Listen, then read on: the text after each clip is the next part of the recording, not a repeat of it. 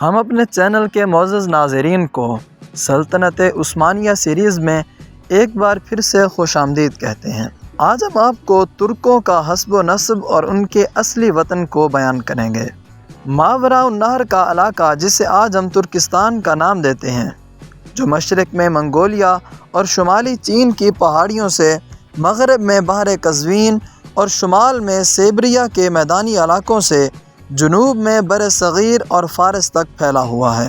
یہ علاقہ غز خاندانوں کا وطن ہے۔ اس علاقے میں اس خاندان کے بڑے بڑے قبائل رہائش پذیر تھے اور ترک یا اتراک کے نام سے پہچانے جاتے تھے۔ 6 صدی عیسوی کے نسب ثانی میں ان قبیلوں نے اپنے وطن اصلی کو خیر باد کہہ کر گروہ در گروہ ایشیائے کوچک کی راہ لی۔ مورخین ان کی اس نقل مکانی کی کئی توجیہات بیان کرتے ہیں۔ بعض کا خیال ہے کہ اس کی وجہ اقتصادی بدحالی تھی۔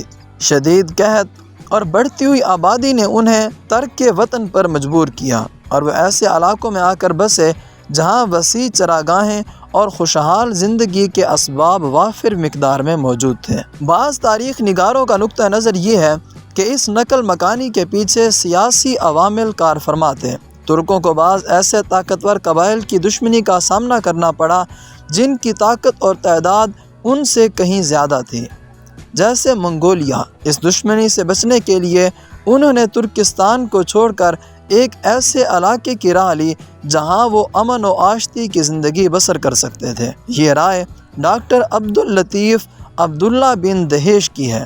لہٰذا منگولیوں کی دشمنی سے بچنے کے لیے ان قبیلوں نے مغرب کی راہ لی اور دریائے جیہون کے قریبی علاقوں میں بس گئے، جہاں سے بعد میں وقتاً فوقتاً تبرستان اور جرجان آئے اور یہاں بود و باش اختیار کر لی۔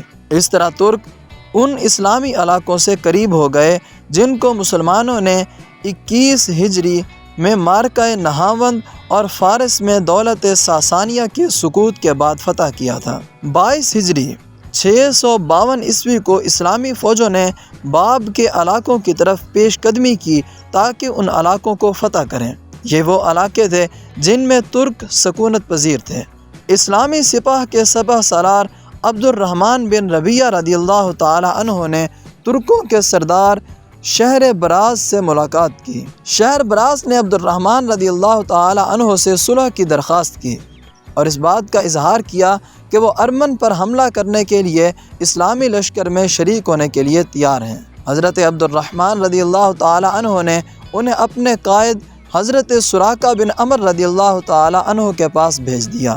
شہر براز نے حضرت سراقہ رضی اللہ تعالی عنہ سے ملاقات کی اور ان سے اپنی خدمات پیش کرنے کے سلسلے میں بات کی۔ حضرت سراقہ نے ان کی پیشکش کو قبول کر لیا اور اس بارے میں ایک عریضہ حضرت عمر بن خطاب رضی اللہ تعالی عنہ کے نام تحریر کیا اور انہیں اس بارے اطلاع دی۔ حضرت سیدنا فاروق اعظم رضی اللہ تعالی عنہ نے بھی سراقہ کی رائے سے اتفاق کیا اور اس کے بعد مسلمانوں اور ترکوں میں باقاعدہ معاہدہ طے پا گیا۔ یوں مسلمانوں اور اس وقت کے ترکوں میں کسی قسم کی جنگ نہ ہوئی، بلکہ یہ دونوں لشکر ارمن پر حملہ آور ہوئے اور وہاں اسلام کی اشاعت ہوئی۔ اس کے بعد اسلامی لشکر فارس کے شمال مشرقی علاقوں کی طرف بڑھے تاکہ مسلمان لشکروں کے ہاتھوں دولت ساسانی کے سقوط کے بعد ان علاقوں میں الہی دعوت کی ترویج ہو سکے۔ یہ وہ علاقے تھے جو شمال کی طرف اسلامی سپاہ کے راستے میں سب سے بڑی رکاوٹ تھے۔ جب صلح کے معاہدہ کی بدولت یہ مشکلات ختم ہو گئیں تو ان علاقوں اور ملکوں تک پہنچنے کی راہ ہموار ہو گئی اور ترکوں اور مسلمانوں کے درمیان ربط و ضبط پیدا ہو گیا۔ ترک اسلامی تعلیمات سے بہت متاثر ہوئے اور اسلام قبول کر کے اسلام کی اشاعت اور غلبہ دین کے لیے مجاہدین کی صفوں میں شامل ہو گئے۔ خلیفہ راشد حضرت سیدنا عثمان غنی رضی اللہ تعالی عنہ کے عہد خلافت میں تبرستان کا پورا علاقہ فتح ہوا۔ 31 ہجری کو اسلامی لشکر دریائے جیہون سے پار اترا اور ماوراء النہر کے علاقے میں پڑاؤ کیا۔ اس علاقے کے ترک جوک در جوک اسلام میں داخل ہوئے اور اسلام کے دفاع کرنے اور خدائی پیغام کو پوری دنیا میں پھیلانے کے لیے جہادی سرگرمیوں میں شریک ہو گئے۔ اس کے بعد بھی اسلامی لشکر کی پیش قدمی جاری رہی۔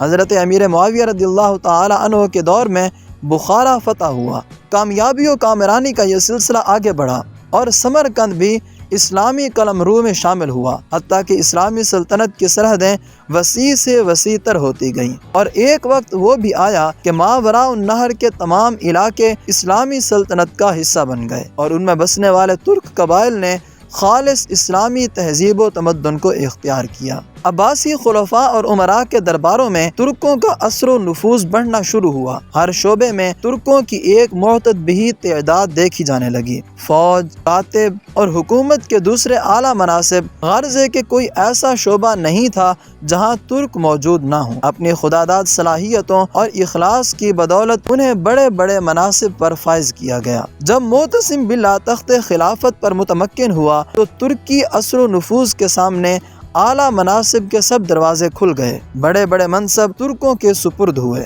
ترک اب سلطنت کے ہر شعبہ میں کلیدی آسامیوں پر کام کرنے لگے۔